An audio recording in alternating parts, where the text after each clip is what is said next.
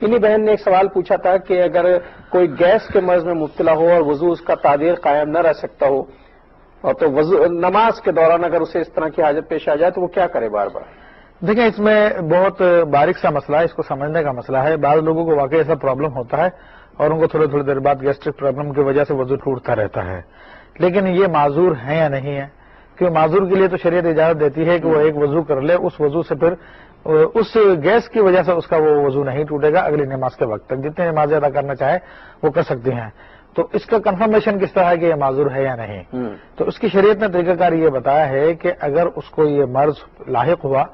اور یہ اس میں طہارت حاصل کرنے کی کوشش کرتے ہیں، یہاں تک کہ جیسے ہی وضو کر کے نماز شروع کرتے ہیں پھر وضو ٹوٹ جاتا تھا، پھر جائیں وضو کرنے کے لیے، یہاں تک کہ اپنی نماز نہ پڑھ سکیں اور اگلی نماز کا وقت ہونے لگے، تو ایسی صورت میں پھر حکم یہ ہے کہ اب یہ معذور ہیں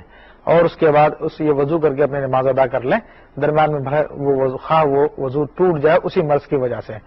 جب ایک مرتبہ یہ مرض ثابت ہو گیا، کوئی بھی ایک ٹائم لے لیجیے، عصر کا ٹائم لے لیجیے کہ مختصر ٹائم ہوتا ہے، یا فجر کا ٹائم لے لیجیے، اس ٹائم میں ٹرائی کریں اور واقعی ان کو موقع مل جاتا فرض ادا کرنے کا